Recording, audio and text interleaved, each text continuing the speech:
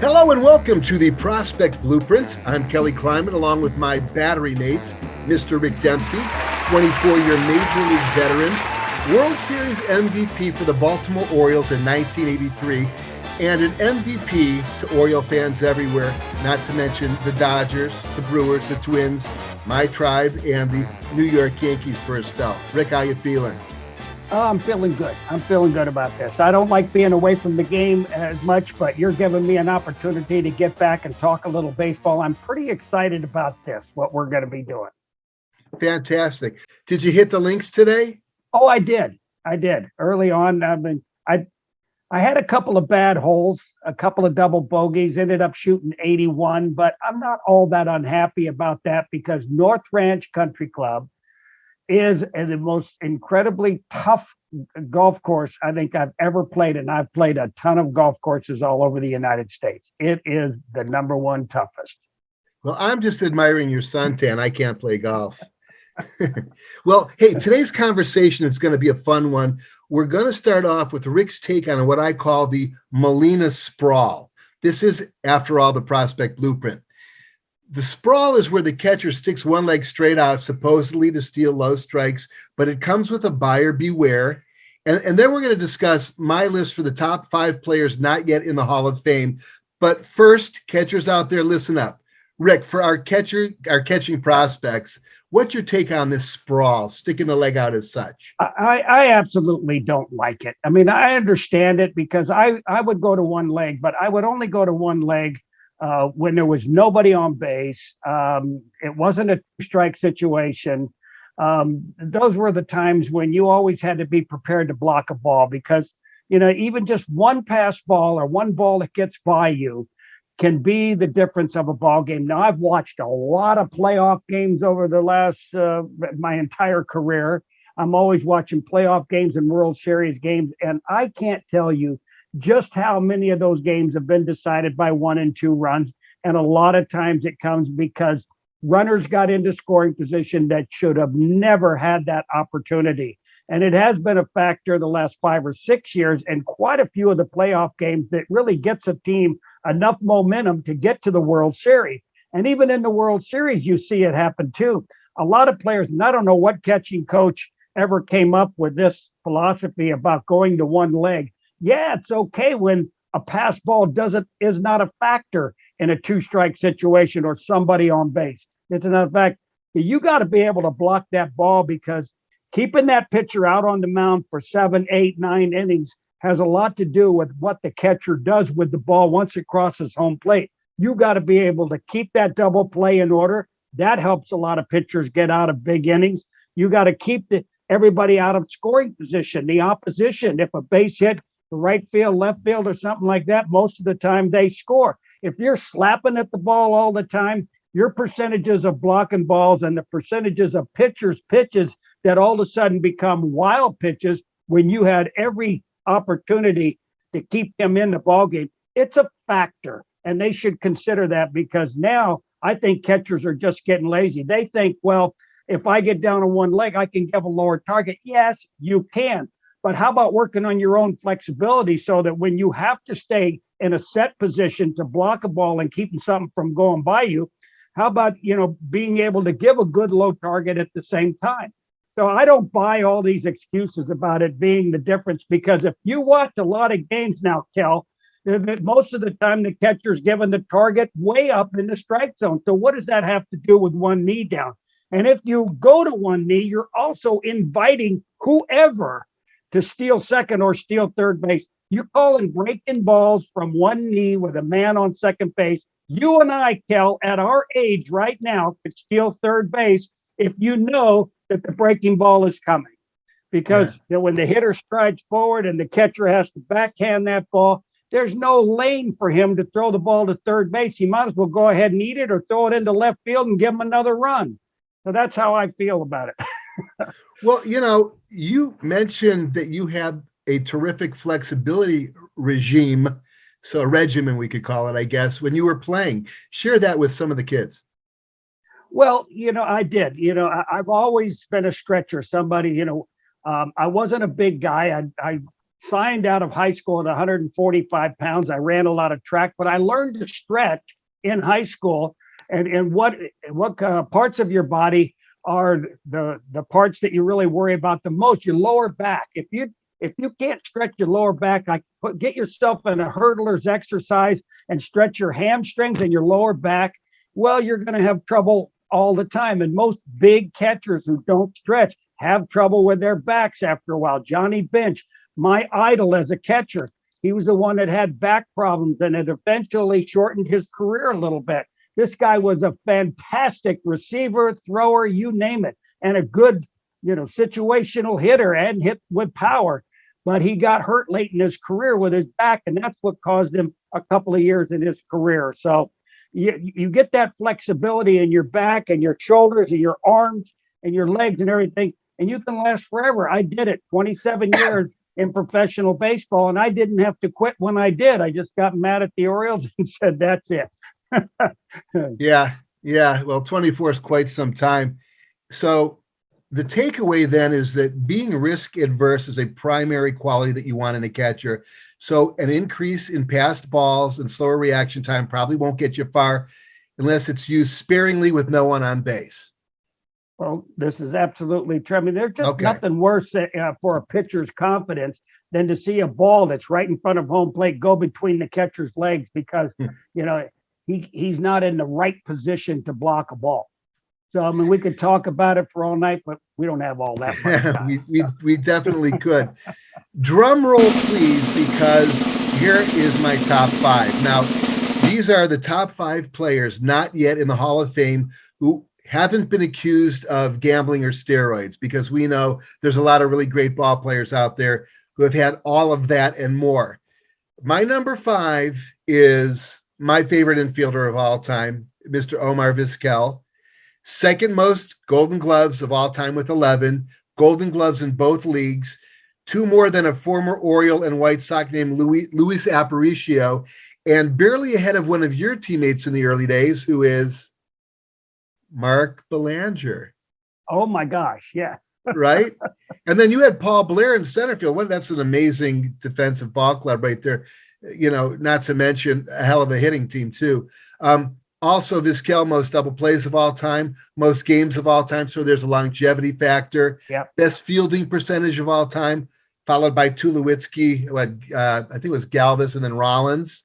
He wasn't the greatest all-around shortstop, but should the greatest shortstop defensively of all time be a Hall of Famer? Wow.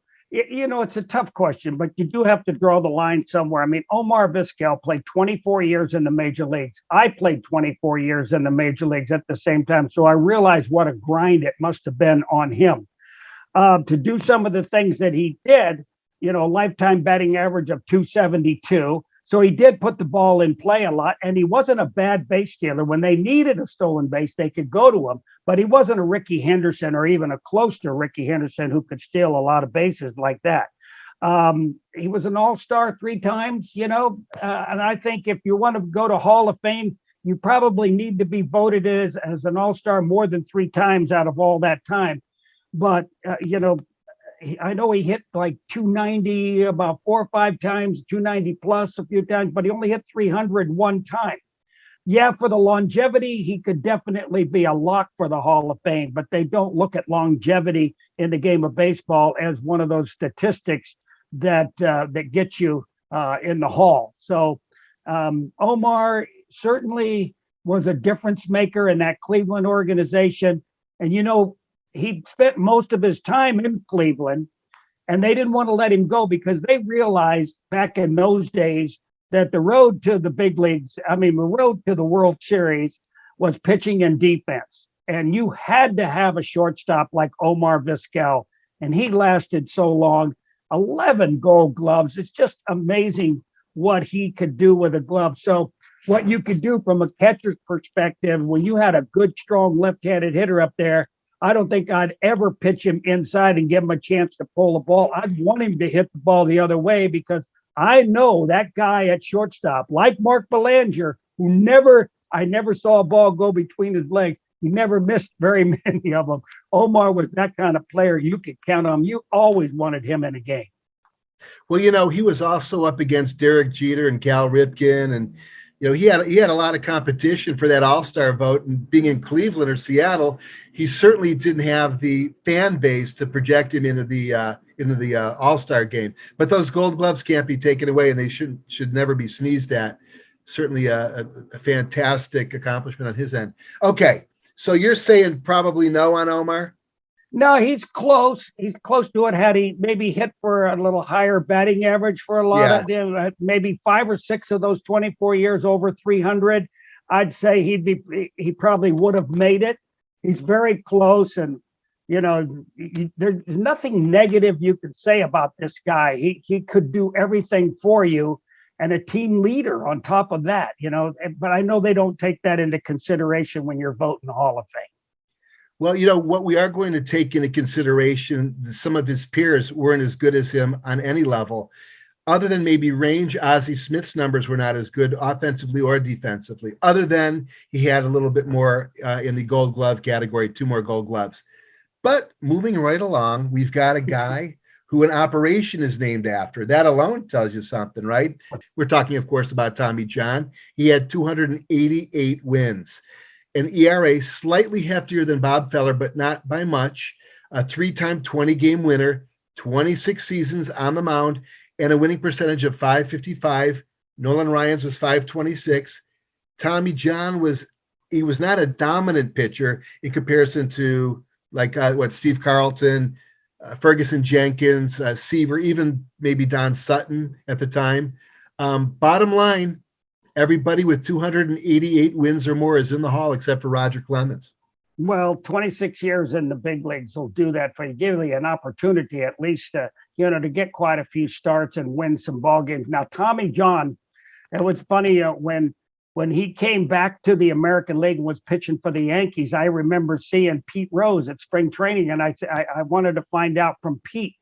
Pete, how do you hit against Tommy John? He said, Rick, when that ball comes in, it looks like it's going to be a perfect pitch to hit, middle of the thigh, but don't swing at the ball when it looks like it's right over the in your hit zone.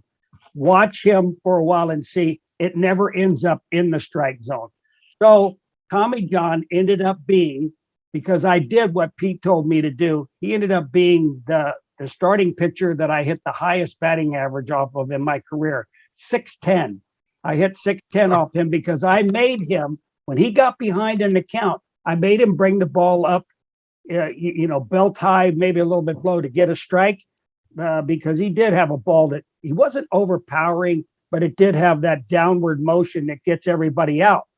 I happened to fall into a nice groove against him, and I hit him very well. But most people, Tommy John had incredible control, but he knew he had to, when he showed you that ball at the knees, you knew it was going to be closer to the ankle by the time it got to you, because he just had that drop off, that comes almost like he was throwing a changeup, but he kind of turns the ball over a little bit.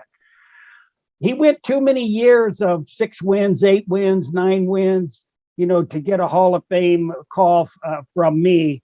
But I tell you what, I'd have to have him in my rotation, because this guy put the innings in. He put the innings in. Not very many walks. He got people swinging the bat. And once he got a team that was real aggressive against him, he just went through them like a hot knife in butter. Tommy John was, one of those kind of guys you just had to have in your rotation. And he'd get hot and win a lot of ball games for you, but not Hall of Fame status. I think you only, like you said, 3 times he won 20 games in 26 years. That's 23 years of just hanging in there with him. Yeah. Dependable, Hall of Excellence, but not Hall of Fame.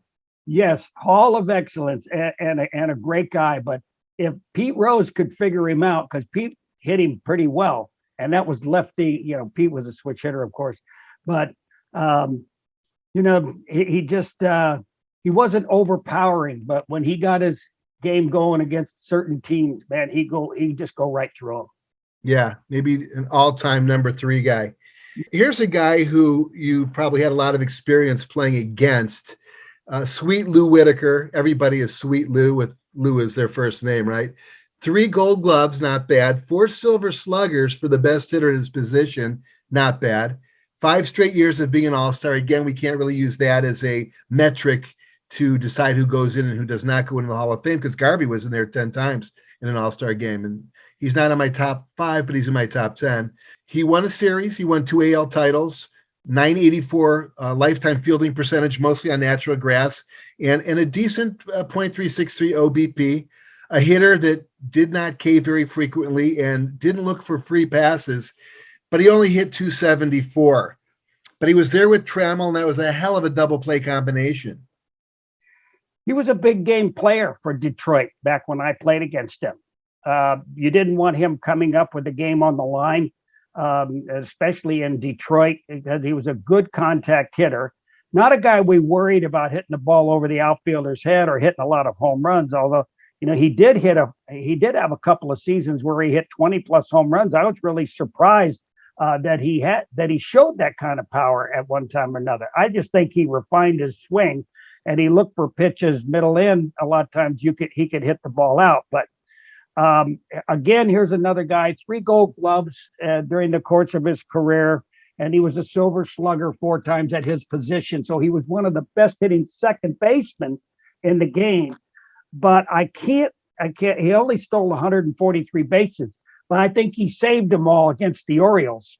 Because for the game on the line, this guy got big jumps. He got big jumps, and made it very tough to throw him out. I mean, I got him, as much as he got me, but he just wasn't one of those kind of players like Kurt Gibson that you'd want to pitch around when he came. Kurt Gibbons, and that you'd want to pitch around when he came up late in the ball game with men in scoring position. No, but he sprayed the ball around. He did a lot of really good things, and he lasted 19 years in the big leagues. So you got to give him a lot of credit, but maybe not the Hall of Fame. I'm sorry to say that. Detroit Tiger Hall of Fame for sure. I think he's already in it, right? Yeah. Yeah.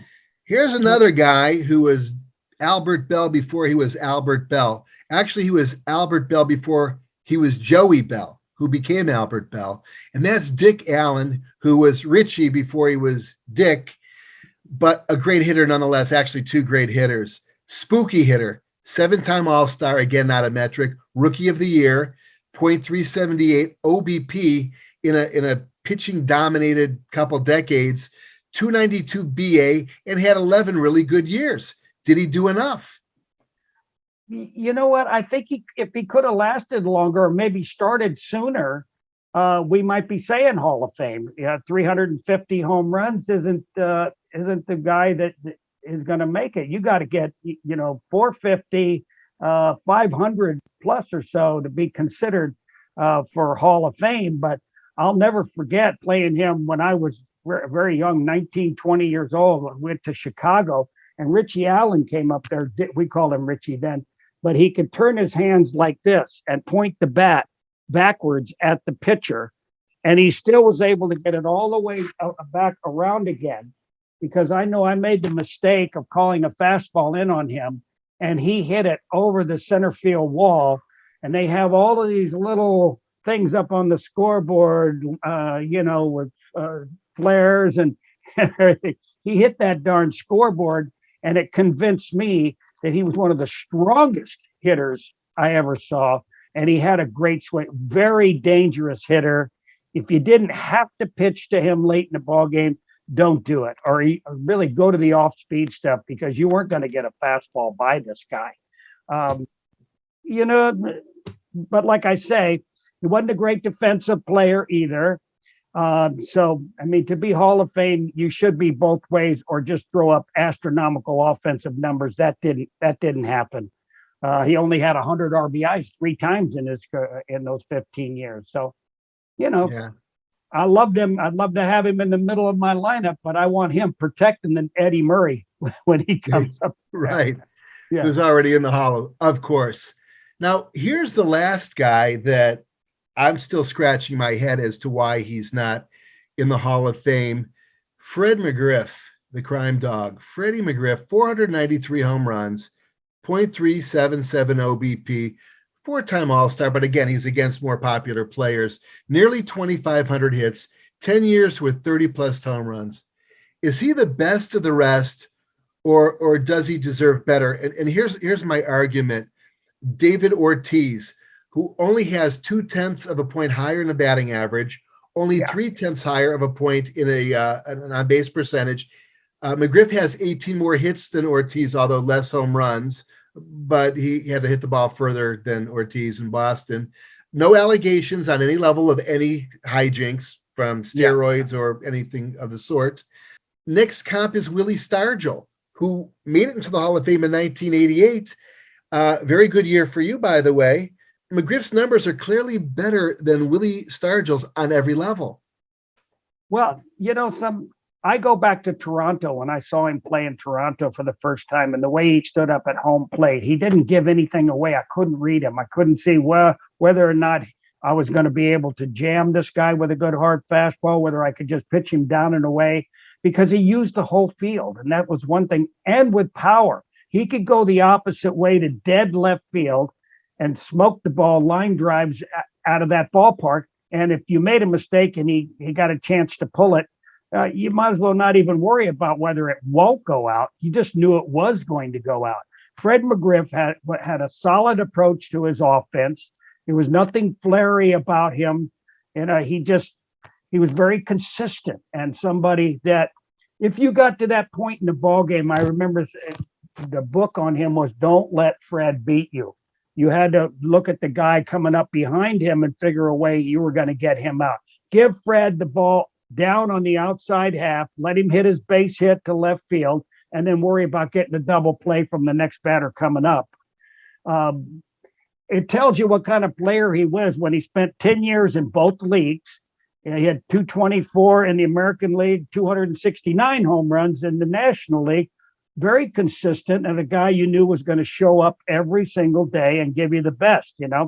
Everybody knew he was a silver slugger at first base, but didn't get that the overall award ever. Somebody was always getting voted over him at first base, but for consistency and reliability over the amount of years that he spent in the big leagues, I still say he should have been voted in to the big leagues. All of those marginal guys that are just like, 7 of 19 years, Freddie would come up. He didn't play 100 games in 7 of those years. So he might have had some injuries I didn't know about or whatever.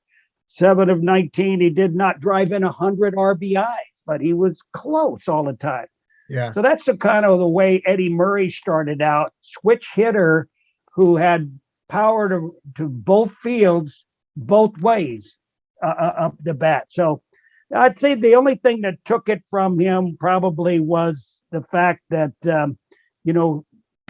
a couple of those years he just didn't put up hardly big numbers and was probably hurt a few times. But 7 of those years would take a little wind out of your sail trying to get a Hall of Fame. But I still think they should have voted him. I'm just trying to find an excuse for him or a reason that they may have not voted him into the Hall of Fame.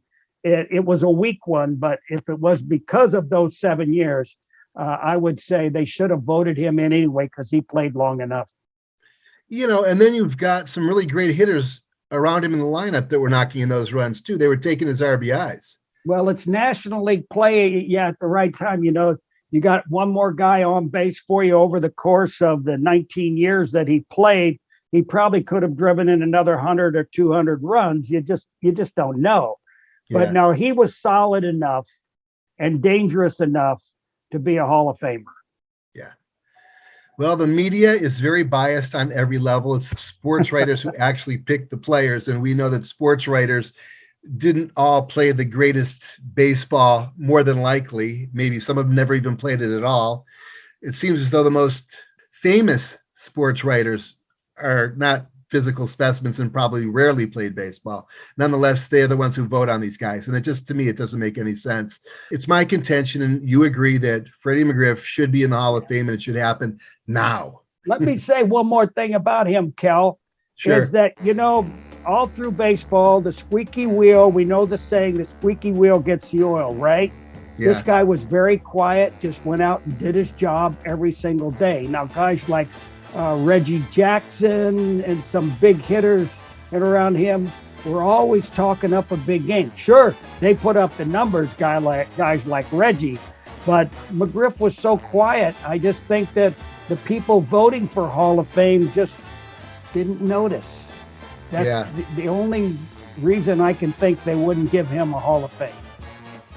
Well, I might have to send a little letter to the Sports Writers Union of America in Boom, defiance. let's do it. Let's do it. Well, that's all for today.